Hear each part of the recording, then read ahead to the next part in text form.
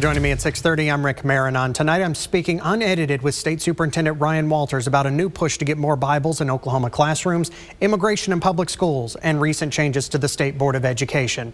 But first, I want you to get ready for a question that I'm going to ask. You're going to hear me ask the superintendent about something called Plyler. What I'm talking about is this: the U.S. Supreme Court's 1984 Plyler decision. It was a 5-4 ruling that determined that all students, American citizens, undocumented immigrants, all children must have access to America's public schools. The theory is the majority gave that by enriching all children with an education, they will grow up and be more prosperous adults to benefit everyone in society. So keep that in mind when I ask him about Plyler. It isn't the first question, but joining me on the program, unedited in his own words, is State Superintendent Ryan Walters. We didn't want to cut him down into sound bites. We want you to hear his positions in full 100% so you can digest the information for yourself. We talk Bibles, immigration, and changes to the State Board of Education. I do want to start on the new Bible announcement, if that's okay. Yes, absolutely. So obviously the legislature did not give you the $3 million you were asking for. Is this the route you're going to now get Bibles? Is through the donation in that website? Sure. Yeah. It was great. Lee Greenwood offered to help us get donations to get Bibles in the classroom. We've heard this from not only in Oklahoma, but from around the country, is so many parents, grandparents, their desire to get Bibles back in the classroom. So, yeah, we were excited to partner with Lee Greenwood, patriotic country music superstar there, to say, listen, we are going to get Bibles back in the classrooms. For anyone around the country that wants to help, absolutely, here's how you do it: BiblesForOklahoma.com. And so we're very excited to launch that initiative with him. Is that a tax deductible donation? Is that set up, or okay? I don't believe so, but yeah. Well, let me ask you this, because people think that this is my Trump Bible. It's not. It's just a Zondervan regular one. Why does it have to be the God Bless the USA Bible? Why can't it be something like what I have for $30? Why? Sure. Yeah. Sure. Well, part of what we've laid out from the beginning is I want several things for our schools. First of all, I wanted a Bible. For a classroom of kids, 20-something kids, needs to be a good, sturdy Bible. And also, we want the Constitution, the Declaration of Independence, Bill of Rights, and the Bible together, because what we're trying to do is make sure every student in the state of Oklahoma has access to all of our founding documents. And that's what's very important for our kids, is whether you're studying the founding era, whether you're studying, Abraham Lincoln, whether you're studying Martin Luther King Jr., you're looking at biblical citations, you're looking at the way the other founding documents interacted with it. And again, Lee Greenwood was happy to jump on this, so we're excited to partner with him. But isn't there a cheaper option? That is the number one argument I hear. There's got to be a cheaper option out there. Like, I've got your purchase order right here. Like, if you would have had a $30 a piece Bible, you'd easily be over 1,000 Bibles in your possession right now if you went with a $30 option. Sure. Listen, when you have someone who reaches out to help the state of Oklahoma, our answer is yes. So we appreciate this opportunity. We're very excited about it. This is one option to help get Bibles in the classroom, so we're excited to partner with Lee on it. I want to switch gears, because the original reason I reached out to you is what is next for you on immigration now that the governor has turned down your request for collecting that data at enrollment? Well, I mean, he said a lot about it. It's unfortunate that Governor Stitt's come out fighting President Trump's executive orders, fighting against President Trump's intentions here. But listen, the rule is in the legislature. The legislature will review, and ultimately will go to his desk. He can make a decision then if he wants to stand in President Trump's way of getting illegal immigration under control, or if he's going to listen to the people of Oklahoma who've said loudly and clearly, listen, we want to understand the impact of illegal immigration to taxpayers in the state of Oklahoma. And that's what we're doing here, trying to get an understanding of what is the number, how much is it costing the state of Oklahoma to educate illegal immigrants? And I think that's a question that a lot of folks would love the answer to. So let's say you get that data. Are you in support of a federal agents coming into a classroom to take a kid in the middle of the day? That is the number one thing I hear from your protesters, is Ryan Walters wants federal agents in the classroom plucking kids out who may or may not be.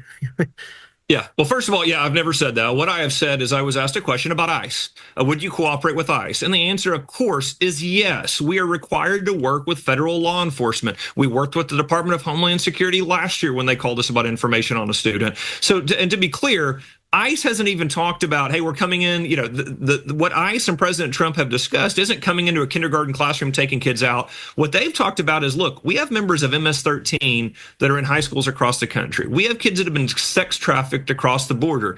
We may want information around those kids and their whereabouts. So of course we would cooperate with law enforcement on that. Of course we would cooperate with ICE and President Trump, as anyone should. But those are the ways that the Trump administration has discussed this. And so look, again, student safety is of the utmost importance, so we would cooperate if law enforcement reached out to us. Do you support, I've seen some of your tweets about Plyler. Are you thinking about challenging Plyler at the Supreme Court, asking them to reconsider? And because my thing is, the only way you get the Supreme Court to reconsider something is to sue somebody. And I'm thinking you've got Tulsa Public Schools up here that has an undocumented immigrant group of kids up here for sure. We don't know how many. But are you thinking of asking the Supreme Court to overturn Plyler? Look, I mean, the Supreme Court should overturn Plyler. I don't know where the mechanism comes to overturn it, but they should, because they were wrong. The Supreme Court doesn't decide what states should and shouldn't do. State legislators do, okay? So when you look at a state legislature, they can make a decision on how a state deals with illegal immigrants in their state. It's not up to the Supreme Court to come in and overstep and say what you can and can't do. So again, I believe that our state should be making a decision on something like that. I believe that, President Trump needs to be the one who makes decisions around immigration policy, not a Supreme Court with 9 individuals that were unelected. They've got a lot wrong throughout history. And so this is a decision for President Trump. It's a decision for states to weigh in on. That's the way that should work. But how are you feeling about your new board? Obviously, time has passed. You've had some time to breathe. How are you feeling 2 weeks out since that major change? Yeah, look, I mean, here's the reality. We're going to work with everybody. We've always continued to try to build coalitions to improve Oklahoma education. We're going to continue to do that. And what I've said is, listen, it's unfortunate the governor got mad at me and decided to throw in 3 board members who came into the first meeting, not to work with us, not to work for the advancement of Oklahoma kids, but to disrupt the meeting.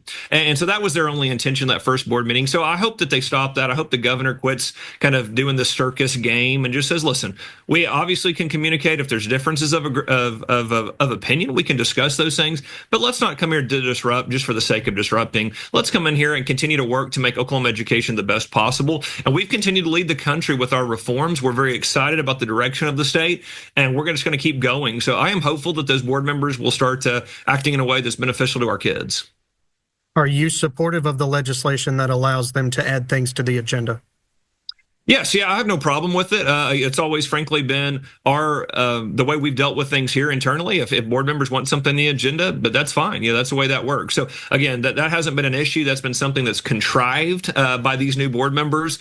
But again, what I would say is that should be the policy. The law should affect all state boards and all local boards of education. I mean, if it's just directed at us, that seems to be targeting. But if they want to if it's good policy, it should apply across the board to all state boards and all local boards of education. In that case, we would be wholly supportive of it.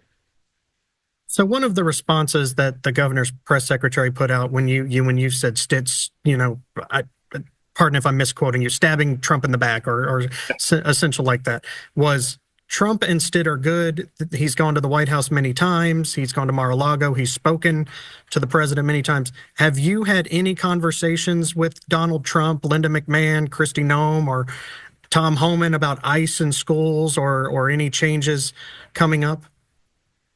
I have, and I'm going to keep those between me and those individuals for now. But what I will tell you is, Governor Stitt has obviously taken positions hard line against President Trump. They continue to try to change the topic there on that. But listen, President Trump has been crystal clear.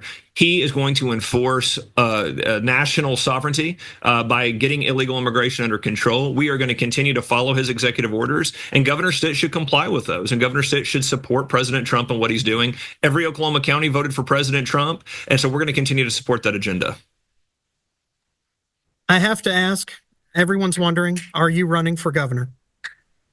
Look, that's a decision that, we would look at later. Right now, my focus is this school year. My focus is Oklahoma kids, making Oklahoma education as the best as it could possibly be. We're very excited about the progress this year. Look, we're looking at Tulsa Public Schools. We've seen some really good indications there of signs of improvement. We're looking at that audit. We're looking to continue to make sure the finances are where they need to be. So we're very excited about the progress of Oklahoma schools. And that's my focus right now, is continue to make Oklahoma strong, make sure to support Donald Trump's America First agenda here in the state and continue to fight the radical leftists here in our state who try to undermine Oklahoma values.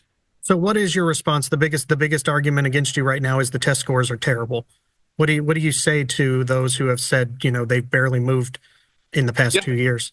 Yeah, well, what I would say is the reason that I'm in the seat that I am now is because Oklahomans were tired of being at the bottom of education. We've brought in the most dramatic reforms any state's seen in the country. We have seen dramatic movement already from our F schools that saw the most amount of schools come off the F list. We've seen both Tulsa and Oklahoma City move up over 10 ranking points nationally. And so we are starting to see that movement. Look, we're not where we need to be, but we are seeing significant change that's starting to take place in Oklahoma schools. We have seen hundreds of Oklahoma schools this year that have adopted a lot of the reform measures that we put in place last year. So I am very excited about the future. I'm very excited about the direction we're heading in. And again, we are seeing improvements. We are seeing that change of direction. And so we're going to continue to fight back against teachers unions and the status quo in Oklahoma. And we're going to make sure that these reform initiatives are followed through on.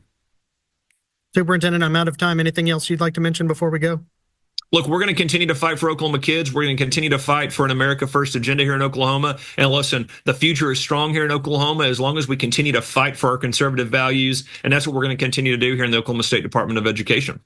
Thank you so much, Superintendent. I appreciate it.